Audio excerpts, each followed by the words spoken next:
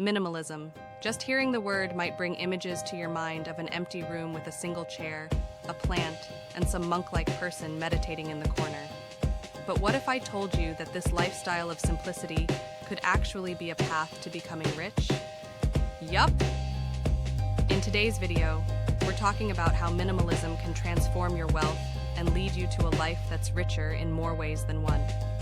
We've all been there, haven't we? You look around and you're like, how did I even get this much stuff? I swear I only came home with one bag from IKEA. But here's the thing, all that clutter doesn't just fill your space, it clutters your mind. And more importantly, it can mess up your finances. So, let's talk about how minimalism can make you rich. No, I'm not saying you have to sell everything and live in a tiny house, unless you want to. But the principles of minimalism can help you not only save money, but also create lasting wealth. And trust me, we're gonna have some fun with this one. Let's start with the obvious one. The more stuff you buy, the more money you spend. I know, Captain Obvious over here. But seriously, think about it. We often buy things to make ourselves feel good, right? A new gadget, a cute outfit, or that super random kitchen tool you saw on Instagram. You know the one, the avocado slicer that you've used exactly once.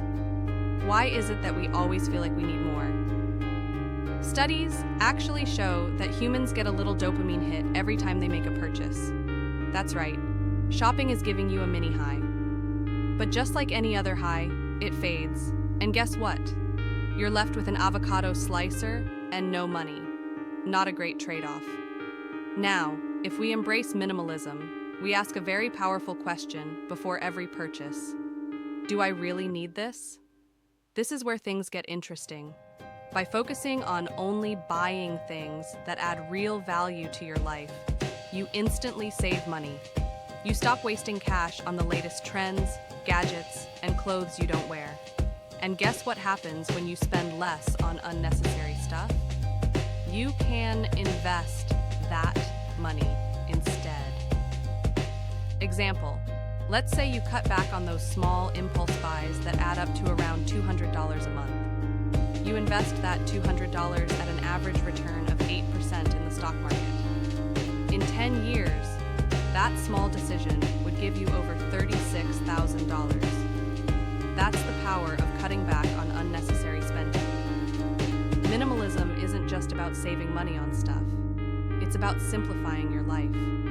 And when you simplify, you free up your most valuable resource, time. Let me tell you a quick story about a guy named Dave. Dave had a good job, a nice car, a big house, the works.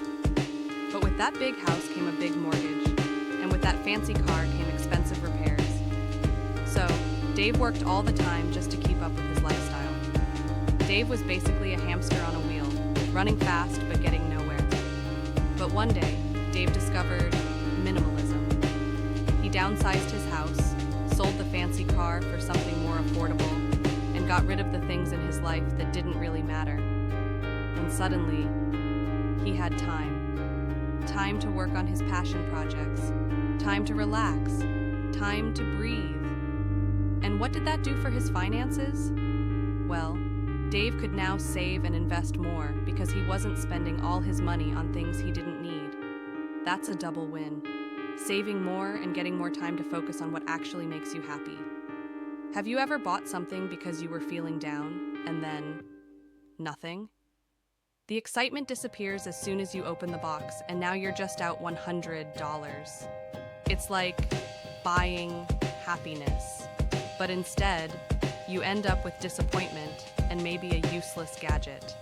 That's emotional spending.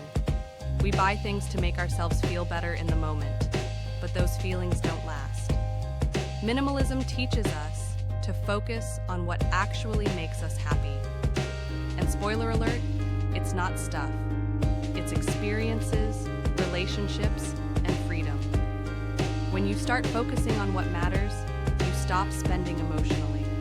And when you stop spending emotionally, your bank account thanks you. Here's another way minimalism boosts your wealth. Quality over quantity. Minimalism doesn't mean being cheap. It's about investing in things that last. instead of buying 10 pairs of shoes that wear out quickly, a minimalist buys 1 or 2 high-quality pairs that last for years.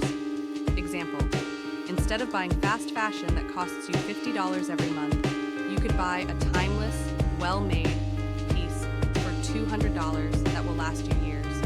Over time, you end up spending less. Here's a cool side benefit of minimalism. You can make money by selling the things you no longer need. Whether it's clothes, gadgets, or even furniture, selling your unused items can bring in extra cash that you can put toward debt, savings, or investments.